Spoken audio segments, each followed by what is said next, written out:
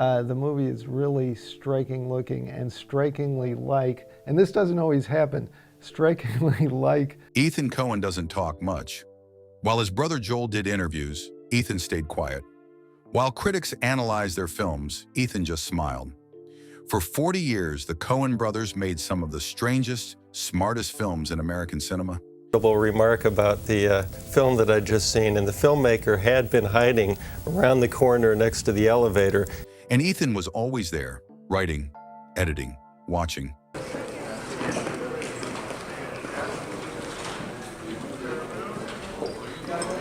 But what does the quiet brother love? What films shaped a mind that gave us Fargo, No Country for Old Men, and The Big Lebowski?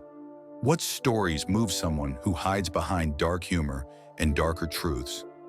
His favorite films aren't obvious. They're not what you'd expect, and they reveal something the Coen brothers rarely show: sincerity. Beneath all the irony, the violence, the weird characters, there's genuine love for cinema. Pure, unguarded, real. These 10 films shaped half of the greatest filmmaking duo alive. Some are westerns, some are comedies. One is about a killer with a bowl cut, and together they explain why the Coen brothers see the world sideways. This is what Ethan Coen watches when nobody's asking questions. 10. The Lady Eve, 1941. Ethan Coen loves screwball comedy, and Preston Sturges made the best one. Yeah, that was one of the big attractions to us about this. It was doing a movie about the place we grew up in. The Lady Eve is about a con artist who falls for a rich snake expert on a cruise ship. Don't be frightened. She's just as playful as a kitten. You mustn't realize. Don't do that. How's that going? She tricks him. He finds out.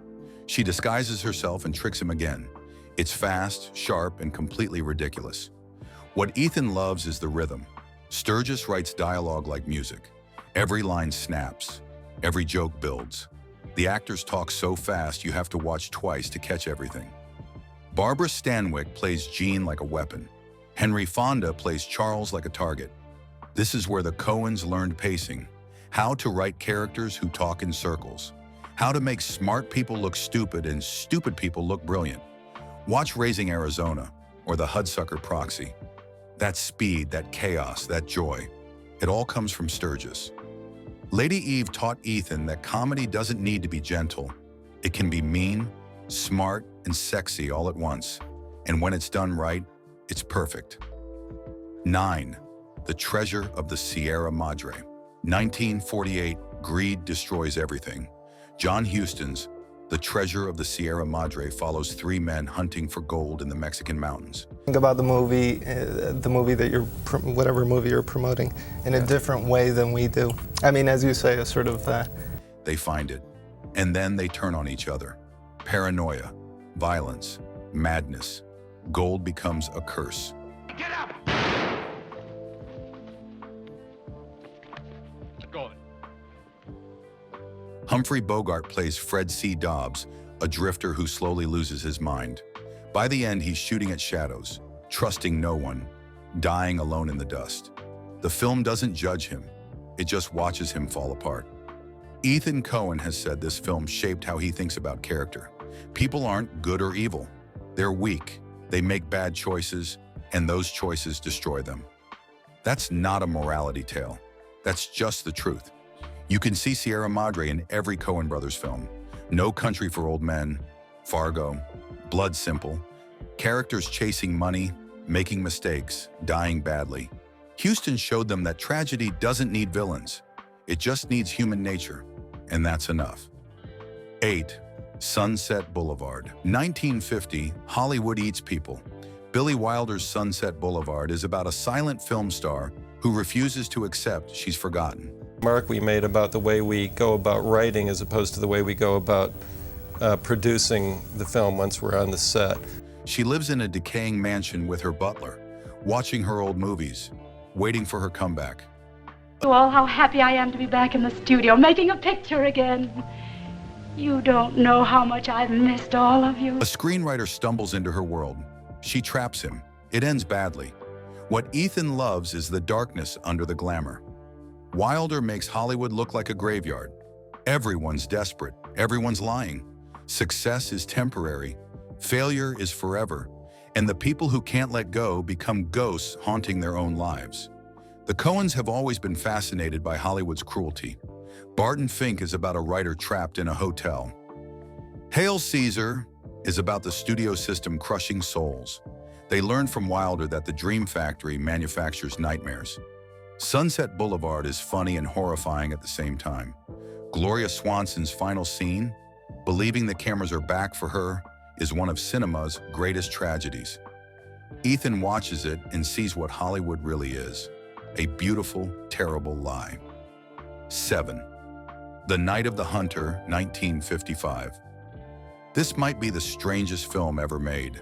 Charles Laughton's An effects movie, which you have to pre-plan, to a large extent, again, more than we had to in this movie, which was... The Night of the Hunter is about a fake preacher with love and hate tattooed on his knuckles.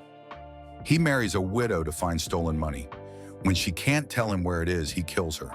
But you haven't heard the last of Harry Powell yet. The Lord God Jehovah will guide my hand in vengeance. Then he hunts her children down a river. Robert Mitchum plays Reverend Harry Powell, like the devil in a suit. He sings hymns while planning murder. He's charming and terrifying at the same time. The film looks like a nightmare. Shadows everywhere. The river is glowing. A dead woman in a car underwater, her hair floating like seaweed. Ethan has called this the most beautiful horror film ever made. Laughton directed like a painter. Every frame is a work of art, and the evil feels real because it hides behind religion, behind respectability, behind a smile. The Coens steal from this constantly. No Country for Old Men's Anton Chigurh is Harry Powell's grandson. Evil that talks softly and never stops coming. Laughton taught them that. 6. The Man Who Wasn't There, 2001, Ethan's own film. The first one on his list. The Man Who Wasn't There is shot in black and white. It's about a quiet barber in 1940s California who tries to blackmail his wife's lover.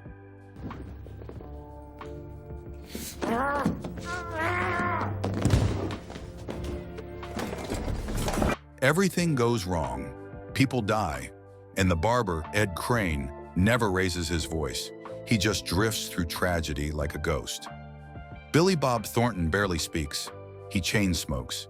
He watches his life collapse with the same expression he uses to cut hair. Nothing. The film is cold, beautiful, and suffocating, like being trapped in someone else's nightmare. Ethan includes this because it's the most personal film he and Joel ever made. A character who feels nothing in a world that feels like death.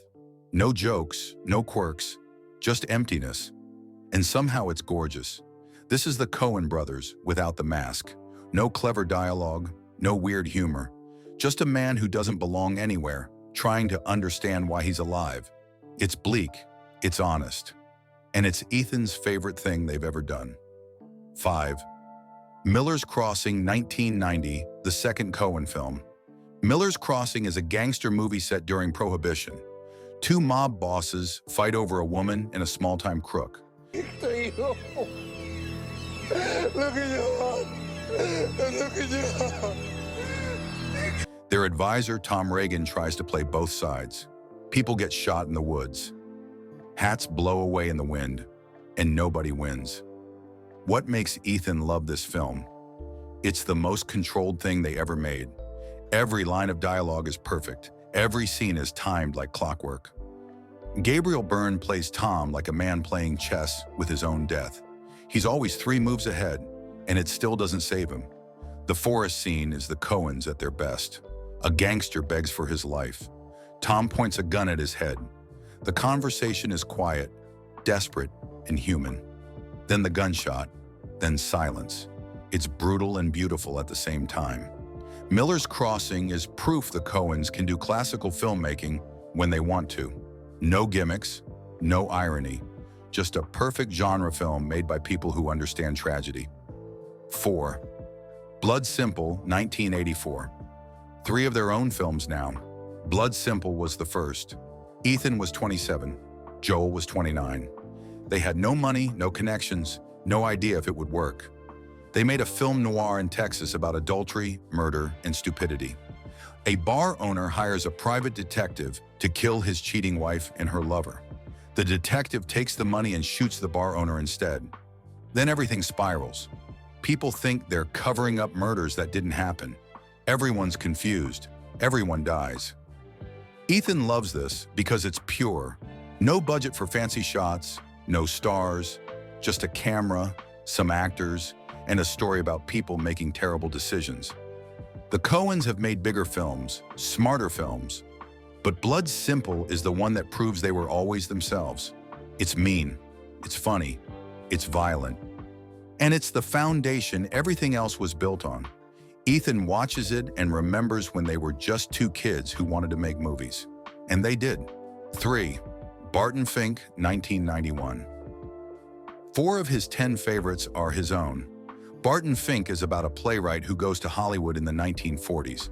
He's supposed to write a wrestling movie. He checks into a hotel, and then things get weird. The wallpaper peels. His neighbor is too friendly. His boss is a monster. And eventually the hotel starts burning. John Turturro plays Barton like a man slowly realizing he's in hell. He thinks he's an artist. He thinks he understands the common man. But he doesn't understand anything. He's a fraud trapped in a nightmare of his own making. The film won 3 awards at Cannes, including Best Director and Best Actor. Critics called it a masterpiece, and Ethan has always said it's the most personal film they ever made. It's about the pain of writing, the fear that you're a fake, the feeling that Hollywood is a prison disguised as an opportunity. The burning hallway at the end is one of the greatest images in cinema. John Goodman walked through fire like the devil himself. It's terrifying, it's absurd, it's perfect. Ethan includes this because Barton Fink is the Coens asking themselves the hardest question. Are we real artists or just clever frauds? The film doesn't answer, it just burns. 2. Fargo, 1996. 5 of their own films. Fargo is about a car salesman who hires 2 criminals to kidnap his wife. He thinks he'll split the ransom with them and solve his money problems. Instead, people start dying, and a pregnant police chief named Marge Gunderson starts investigating. Frances McDormand plays Marge like the kindest person in the world walking through the cruelest story imaginable. She's polite, she's smart, she solves the case while eating breakfast and being 7 months pregnant. She's the moral center in a film full of violence and stupidity. Ethan loves this because Marge is everything the Coens usually avoid. Sincerity, goodness, hope, and somehow she works. The film is still dark, people still die, but Marge proves that decency exists, even in a frozen nightmare. Fargo won 2 Oscars. It made the Coens mainstream, and Ethan watches it and sees the moment they figured out how to make a film about good and evil without choosing sides. Just show both. Let the audience decide. 1. No Country for Old Men, 2007. 6 of his 10 favorite films are his own. No Country for Old Men is about a hunter who finds drug money in the desert. He takes it. A killer named Anton Chigurh hunts him down. A sheriff tries to stop it, and in the end, nothing gets resolved. The hunter dies off screen. The killer walks away. The sheriff retires, confused and broken. This is the Coens' masterpiece, and Ethan knows it. They adapted Cormac McCarthy's novel so carefully, so perfectly, that the film feels like it was always theirs. Javier Bardem plays Chigurh like death itself. Calm, inevitable, unstoppable. What makes this #1 for Ethan? It's everything they believe about the world. Violence is random. Evil doesn't need a reason. Good people die. Bad people escape. And trying to make sense of it will only break you. Tommy Lee Jones' final monologue is the key. He tells his wife about a dream. His father rode ahead of him in the snow carrying fire. He wakes up. That's it. That's the film. Life doesn't have meaning. It just has moments, and then it ends. No Country for Old Men won 4 Oscars, including Best Picture. It's the Coen Brothers' greatest achievement, and Ethan watches it and knows they'll never top it. They already said everything they needed to say. 6 of his own, 4 others he respects. Ethan Coen doesn't make lists to impress you. He makes them tell the truth. These films are about failure, violence, and the random cruelty of existence. but they're also beautiful. That's cinema. That's life. Which one speaks to you? Let me know in the comments. And subscribe for more looks inside the minds that change movies forever.